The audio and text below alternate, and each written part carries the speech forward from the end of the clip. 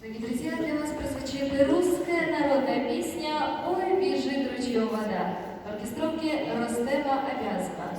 Поет учащаяся первого класса детской музыкальной школы номер 6